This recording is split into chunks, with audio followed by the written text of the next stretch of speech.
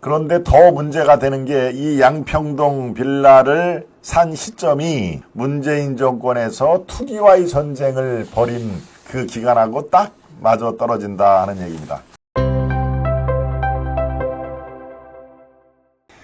투기와의 전쟁 중에 문다혜가 갭 투자로 억대를 벌었다. 참, 이 사람은 이 아버지가 대통령 시절에 한몫 보겠다고 아주 작정을 한 모양입니다. 예. 일단 관련 기사를 한번 보겠습니다. 이거는 팩트 관련 기사가 여러 개 나왔으니까 여러분들이 팩트로 생각하고 보셔도 되는데요. 예, 이게 영등포 구청으로부터 받은 서류에 따른 겁니다.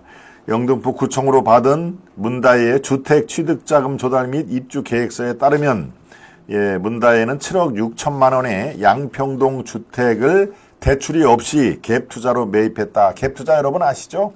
전세 자금으로 상당 부분, 집값을 상당 부분 충당을 하고 자기 자금은 한 10%나 20%로 들어가면서 그 집을 소유하는 게 갭, 틈이죠, 틈.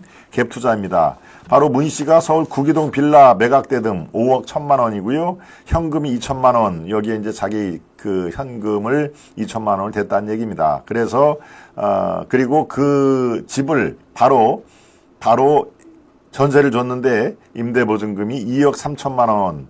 이 집을 사는데 자기 돈은 2천만 원만 투입을 했다 하는 얘기입니다.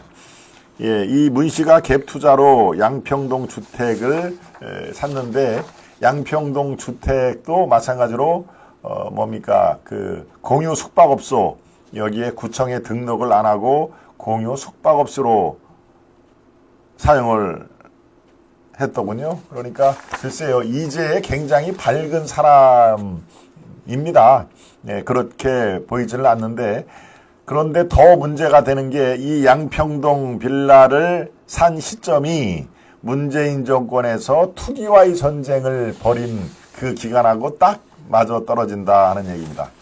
예, 문재인 정권은 집값 안정을 위해서 다주택 투기 수요 근절을 목표로 5년 동안 약 30여 차례 부동산 대책을 발표를 했는데요. 바로 문다혜의 양평동 주택 매입 전에 발표된 2018년 9.13 부동산 대책은 규제지역 내 다주택자의 주택담보대출과 2주택 이상 전세자금 대출 금지 이런 수요 억제에 방점을 찍힌 대책을 내놓은 시점입니다. 수시로 그 당시에는 약 그때 한 200차례 이상의 부동산 투기 억제 대책을 만들어 놨는데 그것이 발표될 때마다 집값은 계속 비웃듯이 오른 거 아마 제 방송에서도 여러 번 제가 말씀을 드렸습니다.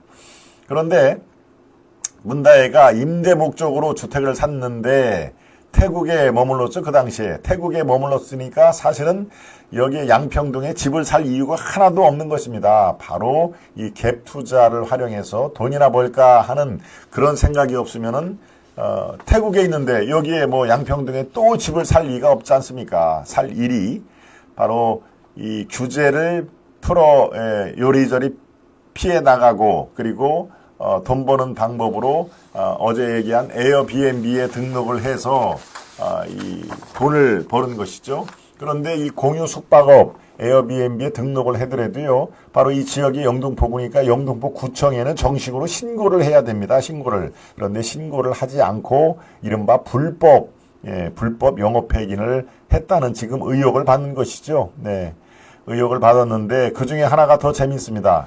여기에 1박에 또는 보통 에어비앤비 같은 경우는 여행 온 사람들이 많이 이용을 하기 때문에 보통 한 일주일 또는 한 달 이런 식으로 중장기적으로 얘기를 하는데요. 만약에 그 사람들한테 이런 얘기를 했답니다. 만약에 누가 물으면 여기가 왜 이 집에서 사세요라고 물으면은 삼촌집에 다녀왔다라는 얘기를 해주세요 라고 일부러 얘기를 합니다.